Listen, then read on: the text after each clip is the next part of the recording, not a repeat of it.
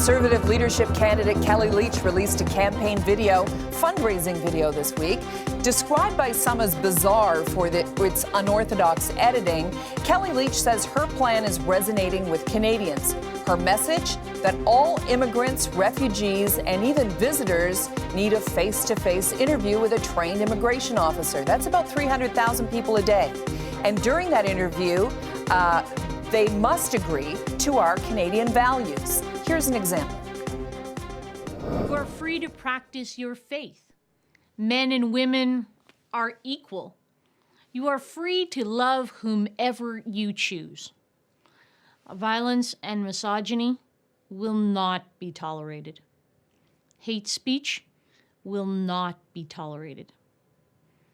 Newcomers to Canada are already tested on their knowledge of these values. Under my proposal, we will ensure that they agree with them as well. This will have an effect on immigration rates as the program is established. We're going to drill down on exactly what she means, who she's speaking to in her video, and whether it will work, whether it is resonating with Canadians. We're back with more of the Sunday Scrum. Susan Riley and John Ibbotson are in Ottawa. Rob Breckenridge joins us from Calgary. All right, Kellie Leitch says her video got so many views because her message is resonating with so many Canadians. Susan, is she right about that? I don't think so. I think it got a lot of views because it was very odd. To call it robotic is kind of to give robots a bad name, in my view.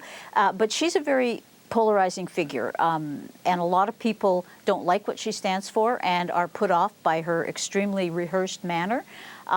There are those, she has a core cadre of people who agree with her views.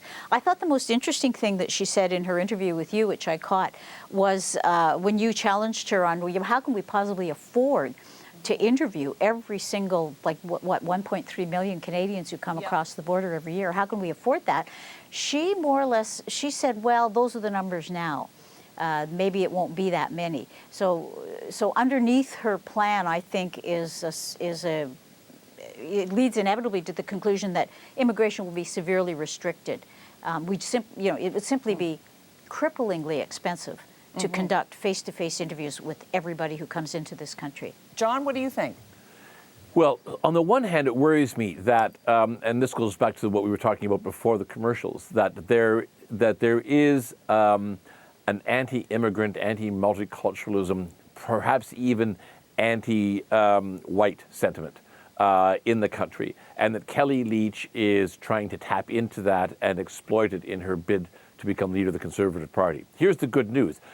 It's not going anywhere. I've talked to an awful lot of Conservatives over the course of the last 2 or 3 weeks. I wrote a column about it a few days ago. I haven't heard anyone who knows anyone who is supporting Kellie Leitch in this election campaign. We would be doing a better service probably to the public if we were to spend the next 10 minutes comparing Erin O'Toole's environmental platform, which she launched this week, to Michael Chong's environmental platform. Because Erin O'Toole, and to a lesser extent Michael Chong, have a real credible shot at becoming leader of the Conservative Party. So does Maxime Bernier, who has some very interesting ideas on supply management and the CBC. So does Andrew Scheer, the former Speaker of the House of Commons, who's also drawing a lot of support. These are the people who realistically have a good chance of becoming leader of the party. We spend an awful lot of time and spill an awful lot of ink on Kevin O'Leary and Kellie Leitch, but I see no evidence to suggest either one of them has a credible shot at becoming leader. So why do we bother? Rob, what do you think? Why do we bother? Well, it's a good question. I think Kevin O'Leary probably has more of a shot than Kellie Leitch, and I think he's stolen a lot of her thunder, which is maybe why she's coming back to this. This is really the only issue she's been talking about through her campaign, and still, as everyone has pointed out here, there's a glaring lack of detail in how this would work. But I think, this seemed to be by design. Let's do a weird video that will get clicks for those reasons, so we can say, A, that people watched it, and then B, like we're seeing here today, it's the media pile-on. Everybody's criticizing it, and it plays into her message that, the elites and the media, that they're all out to get her. And so this seems by design. It's a way to try to make her once again relevant in a race that I think she's becoming increasingly irrelevant.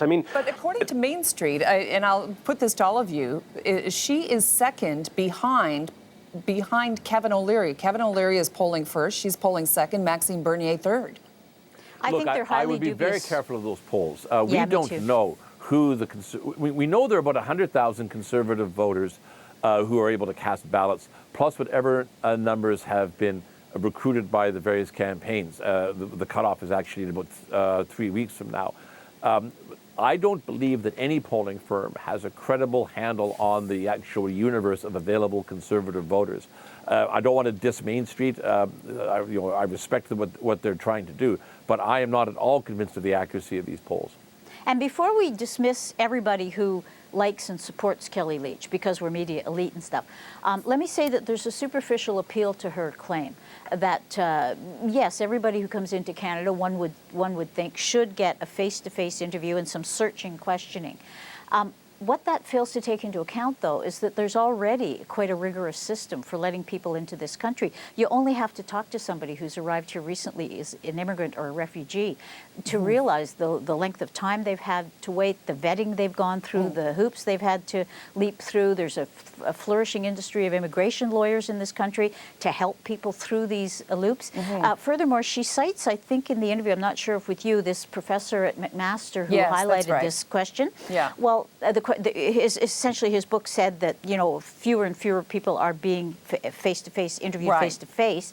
But he disavowed her conclusion. He said the problem with this lack of personal contact is that we're unable to properly judge the language skills of people who are coming into this country. Well, and he didn't see it as a huge problem. All refugee claimants are processed through CSIS. That's policy. I spoke to someone from the department who has a great deal of knowledge about this.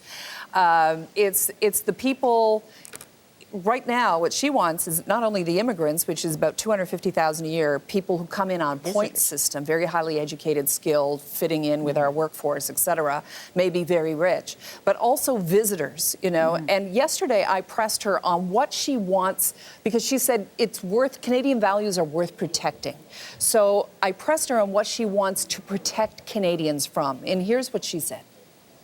Because I talk about protection, you know, you protect your children, I'm sure, if you're out on the street. You protect the things that are so valuable and core to your being. The values that we share here in Canada, I think, are core to the success of our country, and they'll be core to the success of our country in the future. And therefore, I think we need to protect them. And that, I think, is what... I'm not stating they're under threat. You may be stating that. But, you know, I protect things every day. I may protect my home. I may protect my own personal being. We protect things every day, not because we necessarily believe they're under threat that minute, but because we think they're important to us. Okay, that dead spot was where I said, are we under threat? So what do you make of that answer? What does that answer tell you, John?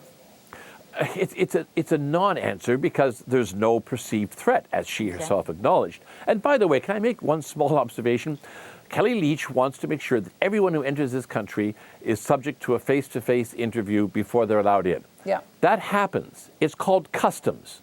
No one comes into Canada without having a face-to-face interview with a customs official. It may be a very brief and cursory interview, or it could be quite extensive. Nope. So she's demanding a policy be put in place that already exists. With one more added set of questions. Do you believe in gay rights? Do you believe in women's rights? Do you believe we're free to worship without violence? She wants those questions to be included every time somebody comes into the country.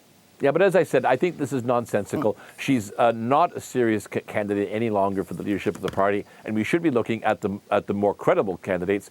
Kevin O'Leary may be one of them, although, again, somebody has said that there are about 100,000 white men in their 60s who are going to decide who becomes leader of the Conservative Party, which may or may not be completely true. But one thing I would like to say about white men in their 60s who are conservatives, they tend to be fairly sensible. And I don't believe there are a lot of sensible conservatives who are going to be deluded into voting for one of these high-profile razzmatazz candidates. They're going to go for somebody dull but sensible, like Andrew Scheer, Maxime Bernier, or Aaron O'Toole. Or John Ibbotson.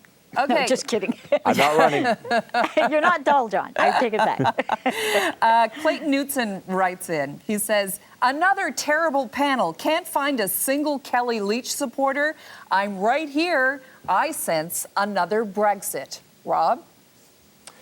Well, and yeah, maybe that's the kind of sentiment she's trying to tap into, the feeling out there maybe among some on the right that we're somehow losing something, and we once stood for something, maybe we don't anymore. Like, I think a majority of Canadians would agree with the notion that we have values, and I don't think it's unreasonable to expect that those who want to be a part of our society adhere to those values. There's some inherent conflict, though, in her message that people do have a freedom to their beliefs, and I think we can see at times that maybe religious beliefs do conflict with some of those other values she asserts. I mean, what goes on in Bountiful, BC every single day, I would dare say, is in conflict with Canadian values, and yet we leave that situation alone. And look, let's be honest, those are people who have been here for generations and generations. We've certainly seen as well, though, recently, disturbing videos of Friday sermons from mosques in Montreal and Toronto, and I think Canadians are right to be concerned about that, and I think that's in part what Kellie Leitch is trying to tap into. But the entire basis for her argument is that we will ask people these questions. Do you believe that gays should be executed? Do you believe that women are second class to men? And we assume that people are just going to answer that honestly, knowing that whether or not they get to come into this country is on the line. All right. Well, I asked her about that too, and she said that it would be left up to the trained immigration officers who'd be able to discern from their body language and whatever else that they are lying, or that they be more likely to tell the truth in person. But the Canada Border Services Agency has been criticized in the past for taking on too much of gut feelings and making that a non-objective, achievement, whether who gets into the border or who doesn't.